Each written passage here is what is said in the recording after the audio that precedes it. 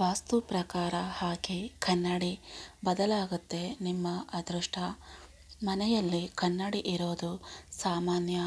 ಮನೆಯ ಹಾಲ್, ಬೆಡ್ರೂಮ್, ಬಾತ್ರೂಮ್ಗಳಲ್ಲಿ ಕನ್ನಡಿ ಹಾಕಲಾಗುತ್ತೆ. ಆದರೆ ಕನ್ನಡಿ ಯಾವ ದಿಕ್ಕಿಗೆ ಹಾಕಬೇಕು ಎಂಬುದನ್ನು ವಾಸ್ತುಶಾಸ್ತ್ರ ಹೇಳುತ್ತದೆ.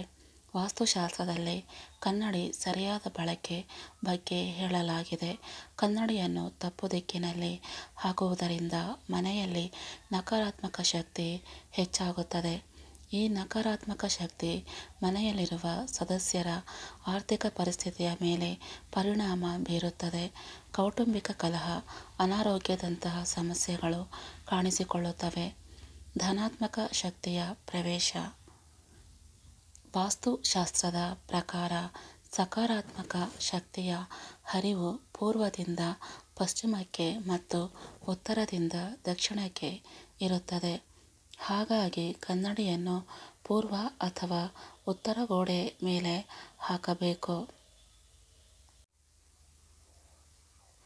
ಕನ್ನಡಿ ನೋಡಿಕೊಳ್ಳುವವರ ಮುಖ ಪೂರ್ವ ಅಥವಾ ಉತ್ತರದ ಕಡೆ ಇರುವಂತೆ ಮನೆಯಲ್ಲಿ ಕನ್ನಡಿಯನ್ನು ಇರಿಸಿಕೊಳ್ಳಬೇಕು.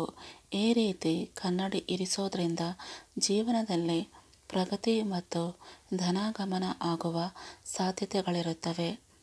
ಪಶ್ಚಿಮ ಅಥವಾ ದಕ್ಷಿಣ ದಿಕ್ಕಿನ ಗೋಡೆಗಳ ಮೇಲೆ ಇರಿಸಲಾಗಿರುವ ಕನ್ನಡಿಗಳು ಪೂರ್ವ ಮತ್ತು ಉತ್ತರದಿಂದ ಬರುವ ಧನಾತ್ಮಕ ಶಕ್ತಿಯನ್ನು ಪ್ರತಿಬಿಂಬಿಸುತ್ತವೆ.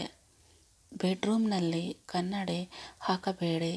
ಮಲಗುವ ಕೋಣೆಯಲ್ಲಿ ಕನ್ನಡಿ ಹಾಕುವುದರಿಂದ ದಾಂಪತ್ಯದಲ್ಲಿ ನಂಬಿಕೆಯ ಕೊರತೆ ಉಂಟಾಗಿ ಮನಸ್ತಾಪಗಳು ಉಂಟಾಗುತ್ತವೆ. ಇದರ ಜೊತೆಗೆ ಅನಾರೋಗ್ಯ ಸಮಸ್ಯೆಗಳು ಕೂಡ ಕಾಣಿಸಿಕೊಳ್ಳುತ್ತವೆ. ಮಲಗುವ ಕೋಣೆಯಲ್ಲಿ ಡ್ರೆಸ್ಸಿಂಗ್ ಟೇಬಲ್ ಇರಿಸಿದರೆ ಬೆಡ್ ಪ್ರತಿಬಿಂಬ ಅದರಲ್ಲಿ ಕಾಣಿಸದಂತೆ ಜೋಡಿಸಿಕೊಳ್ಳಿ. ಪ್ರತಿಬಿಂಬ ಕಾಣಿಸಿದರೆ ಸೋಮಾರಿತನ, ಆಲಸ್ಯ ಹೆಚ್ಚಾಗುತ್ತದೆ. ಕನ್ನಡಿಯಲ್ಲಿ ನಕಾರಾತ್ಮಕ ವಸ್ತುಗಳ ಪ್ರತಿಬಿಂಬ ಕಾಣದಂತೆ ನೋಡಿಕೊಳ್ಳಿ. ಬಾತ್ರೂಮ್ನಲ್ಲಿ ಕನ್ನಡಿ ಹಾಕುವ ಮುನ್ನ ಎಚ್ಚರಿಕೆ. ಬಾತ್ರೂಮ್ನಲ್ಲಿ ಕನ್ನಡಿ ಅಳವಡಿಸುವಾಗ ಕನ್ನಡಿ ನೇರವಾಗಿ ಬಾಗಿಲಿನ ಮುಂದೆ ಇರದಂತೆ ನೋಡಿಕೊಳ್ಳಿ. ಸ್ನಾನಗೃಹ ಪ್ರವೇಶಿಸುವಾಗ ನಮ್ಮ ಜೊತೆಯಲ್ಲಿ ಧನಾತ್ಮಕ ಮತ್ತು ಋಣಾತ್ಮಕ ಶಕ್ತಿಗಳು ಪ್ರವೇಶಿಸುತ್ತವೆ. ಆದ್ದರಿಂದ ಕನ್ನಡಿ ಬಾಗಿಲಿನ ನೇರಕ್ಕೆ ಇರಬಾರದು. ಇನ್ನು ಬೆಳಗ್ಗೆ ಏಳುವಾಗ ನಕಾರಾತ್ಮಕ ಶಕ್ತಿಯ ಪ್ರಮಾಣವು ಹೆಚ್ಚಾಗಿರುತ್ತದೆ. ಬಾಗಿಲಿನ ಮುಂದೆ ಕನ್ನಡಿ ಇದ್ರೆ ಅದು ನಮ್ಮೊಂದಿಗೆ ಬಾತ್ರೂಮ್ ಪ್ರವೇಶಿಸಿ ಮತ್ತೆ ಮನೆಯೊಳಗೆ ಪ್ರವೇಶಿಸುತ್ತದೆ. ಕನ್ನಡಿಯಿಂದ ನಕಾರಾತ್ಮಕ ಶಕ್ತಿ ಮನೆಯೊಳಗೆ ಪ್ರವೇಶಿಸುತ್ತದೆ.